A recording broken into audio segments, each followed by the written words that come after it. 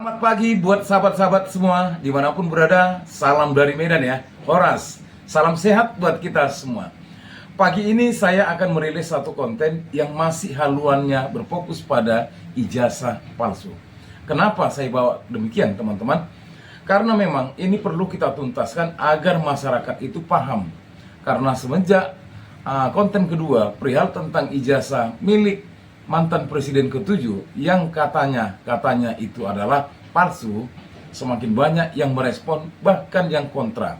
Biasa, pasti ada kontra, ada yang tidak kontra. Ya, jadi yang mau kita bahas ataupun di konten ini adalah mereka yang memang menyatakan bahwasanya keabsahan ijazahnya mantan presiden ke-7 itu adalah legal atau asli. Tapi tentu semua itu harus perlu ditelusuri dari dasar hingga akhirnya kita bisa menentukan pilihan palsu atau tidak. Melalui Rismond Hasyolan Sianipar, salah seorang alumni UGM ya, Fakultas Teknik, bahkan sekarang sudah bergelar Dr. Engineering. Dan beliau juga pernah menjadi saksi ahli di dalam kasus Jessica Wongso. Pada saat itu dipanggil atau diundang oleh salah satu pengacara yang sangat terkenal untuk membela Jessica Wongso.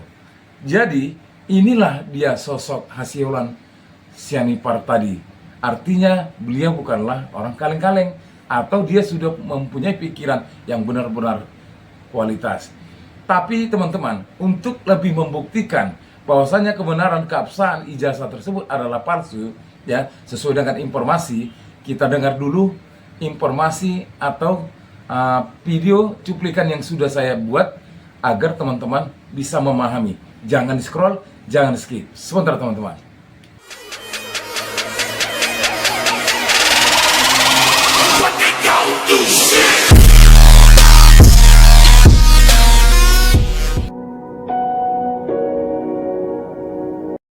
Ini ada video pendek Jokowi 10 tahun lalu ketika pertama kali datang ke Universitas Gadjah Mada untuk menghadiri acara reuni emas Fakultas Kehutanan 1963-2013 di kampus Universitas Gadjah Mada, Bulak Sumur, Sleman, Yogyakarta. Di sini saya perlu acungi jempol atas keberanian Jokowi untuk berbohong mengaku sebagai alumni UGM saat dia masih menjabat sebagai Gubernur DKI Jakarta. Jokowi bercerita seolah-olah dia merupakan anggota Mapala Silvagama Fakultas Kehutanan Universitas Gadjah Mada yang pernah melakukan ekspedisi pendakian ke Gunung Kerinci yang terletak di 3 perbatasan provinsi Jambi, Bengkulu, dan Sumatera Barat. Marilah kita simak bersama pernyataan-pernyataan Jokowi di acara reuni emas tersebut yang kocak dan tidak relevan dengan fakta yang ada. Di sini kita akan dengarkan Jokowi bercerita tentang ekspedisinya ke Gunung Kerinci. Karena keterbatasan duit dari Jakarta, mereka naik bis ke Padang. Kenapa tidak ke Jambi yang lebih dekat? Padahal jarak Padang ke Jambi ada selisih sekitar 600 km. Dan anehnya, setelah sampai Padang, rombongan Jokowi balik ke Sungai Penuh yang merupakan ibu kota Kerinci yang masuk dalam wilayah Provinsi Jambi. 2 hari naik bus karena nggak punya duit menuju ke Padang, Padang ke Sungai Penuh, kemudian naik ke Kerinci. Saat itu kira-kira ada 18 orang. 16. Saya kira 18 orang 2. Nah loh, salah lagi. Jokowi tidak tahu jumlah tepat rombongannya. Kira-kira 16 orang naik. Yang ke sana itu badannya besar-besar semuanya. Saya paling kurus, paling kecil. Tapi yang sampai di atas, tanya teman-teman saya, yang sampai di atas pertama kali itu Jokowi. Saya dulu kurus banget. Lebih kurus dari sekarang. Ini gambarnya. Saya nggak punya gambar gitu, saya cari di mana ya. Ternyata hari ini alhamdulillah saya mendapatkan gambarnya di sini. Benarkah Jokowi pernah melakukan ekspedisi pendakian ke Gunung Kerinci dan sampai puncak Indragiri yang merupakan gunung berapi tertinggi di Pulau Sumatera dan Asia Tenggara? Ataukah hanya merupakan isapan jempol Jokowi belaka? Sekarang marilah kita cross-check antara satu jejak digital dengan jejak digital lainnya. Pertama, kita simak kembali potongan video berikut ini.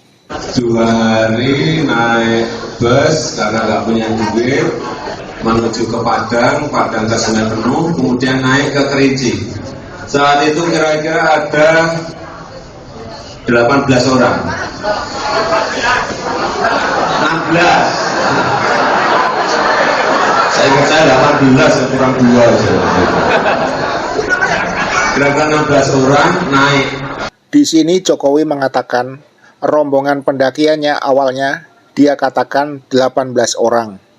Tetapi kemudian diralat oleh peserta lain menjadi 16 orang. Dan Jokowi pun mengiyakan. Padahal pada faktanya saya menemukan video berikut ini. Perkenalkan, nama saya Damianus Joko Santoso, boleh dipinggal Joksan. Saya dari Fakultas Kehutanan Universitas Gadjah Mada, angkatan tahun 1980. Dulu sudah saya ambil gambarnya, sudah saya cetak, tinggal sekarang saya kolek. Apa ya, semacam rekonsiliasi politik lah, karena warna angkatan kami ketika masuk itu amat kental dengan masalah politik ya. Ada merah, ada hijau. Nah, ketika Kerinci ini saya menganggap ya seperti sebuah rekonsiliasi di mana antara merah dengan hijau itu nyatu, sudah nggak ada sekat lagi. Dari kelompok-kelompok itu menjadi bersatu, kita membuat satu momen adalah pendakian Gunung Kerinci dalam rangka observasi itu. Angkatan 80 itu sebetulnya yang akhirnya mencairkan suatu suasana. Kita ingin suatu kelompok tidak terkotak-kotak, yang lebih ramah lah, tidak ada permasalahan konflik-konflik yang merugikan kita sendiri kadang-kadang gitu loh. Ke Kerinci itu yang punya gagasan pertama kali itu Otak Santoso. Ya Joksan itu Jalidul nek ngundang gitu loh, itu dia itu. Nah, karena iming-imingnya kita nanti mau naik Hercules, jatuh, wih, numpak pesawatnya kayak apa ya? Rencana semula meleset, mau pakai Hercules tanpa bayar dan sebagainya. Akhirnya kita berangkatnya itu naik mobil-mobil bis itu antar lintas Sumatera ya, kalau nggak salah itu kan. Iya, yang saya ingat tuh hari Senin setelah dana terkumpul, saya itu ngomong di parkiran atau kantin. Besok budal Kerinci, sapa sing melu tak tutup dino iki. Dah itu aja, yang ngomong itu aja. Pas ketika kami berangkat kuliah, itulah hari perdana kita kuliah semester 5. Harusnya kuliah, tapi 2 minggu kami pergi ngacir atau ya naik Gunung Kerinci sampai kurang lebih 2 minggu.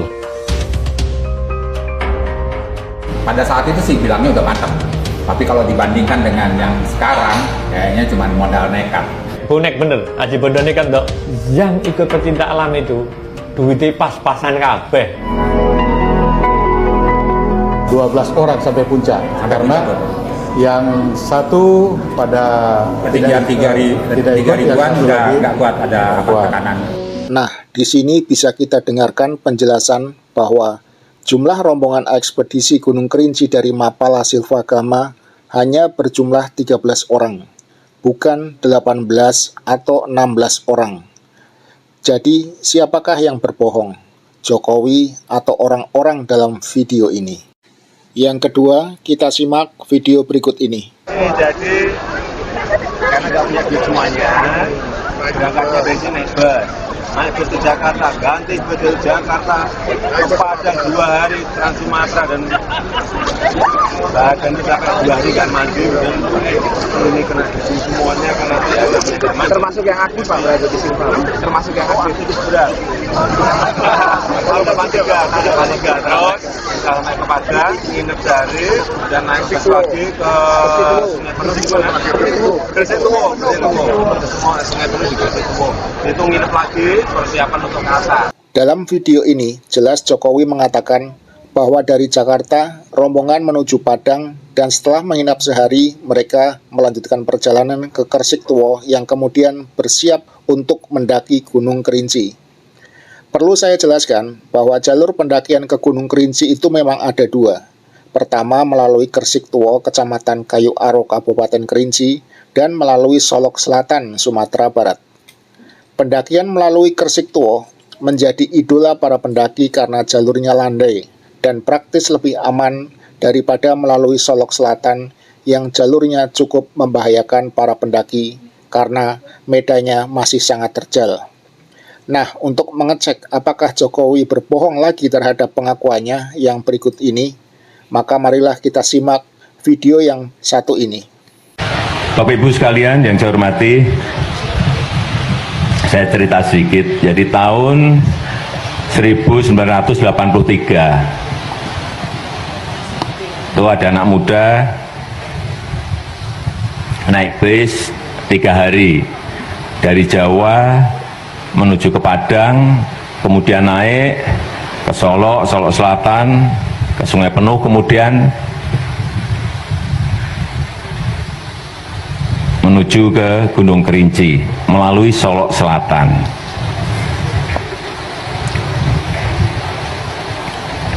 Saat itu anak muda ini kagum akan rumah gadang yang ada di Solok Selatan. Dan saat itu anak muda tersebut yang ada di depan Bapak Ibu semuanya. Nah, dalam video yang tertanggal 9 Februari 2018 ini, jelas sekali Jokowi bercerita tentang dirinya yang pada waktu melakukan ekspedisi pendakian ke Gunung Kerinci bersama-sama rekan kuliahnya, mereka melakukan pendakian melalui jalur Solok Selatan, Sumatera Barat. Padahal, dalam pernyataan Jokowi sebelumnya yang terekam di dalam video tahun 2013, Jokowi mengatakan melakukan pendakian ke Gunung Kerinci melalui jalur Kersiktuwo, Kecamatan Kayu Aro, Kabupaten Kerinci. Berarti dalam pernyataan ini, Jokowi bisa dikatakan berbohong lagi. Tetapi bagaimana menurut kalian? Siapakah kira-kira yang berbohong? Jokowi ataukah Joko Widodo? Dan yang tidak terduga, ketika saya mencoba mencari jejak digital yang berkait dengan kegiatan Mapala Silvagama dalam melakukan ekspedisi pendakian ke Gunung Kerinci pada tahun 1983 tersebut, saya menemukan jejak digital formulir pendaftaran anggota Mapala Silvagama yang sengaja diposting atas nama Joko Widodo yang tercantum pula pas foto berwarna yang diduga adalah Joko Widodo. Pertanyaannya, apakah pada tahun 1981 pas foto untuk keperluan pendaftaran atau lain sebagainya sudah ada yang berwarna? Mohon dibantu untuk mendapatkan informasi ya. Barangkali kawan-kawan ada yang paham terhadap hal tersebut. Jangan lupa ditulis di kolom komentar ya. Terima kasih. Saya teman-teman, di akhir penghujung konten saya mau ajak teman-teman dulu. Saya juga enggak memaksa teman-teman itu harus menyalakan konten ini. Tidak juga. Karena saya juga merilis satu konten harus memang berdasarkan fakta dan data-data yang lengkap. Ini adalah jejak digital. Artinya untuk menjelaskan seseorang itu sudah mulai dari awal melakukan kebohongan. Nah, jadi itu terserah sama teman-teman atau sahabat-sahabatku. Kalau memang menyatakan bahwasanya Pak Jokowi itu adalah benar, itu haknya teman-teman. Karena ada juga melalui jejak digital, kita semakin paham dan semakin mengetahui. Ya terbukti di video tadi. Sudah jelaskan? Dari jumlah orang yang akan mendaki Gunung Kerinci, ternyata mereka itu berangkat 13 orang. Dan satu tinggal karena keadaan kesehatan. Dan 12 orang yang nyampe di atas Gunung Kerinci. Tadi sudah dikatakan ya, hanya Pak Jokowi yang sampai di Gunung Kerinci yang pertama. Luar biasa. Tetapi pasti teman-teman, jejak digital tidak akan bohong, akan membongkar kebohongan-kebohongan yang sudah dilakukan selama ini. Paham?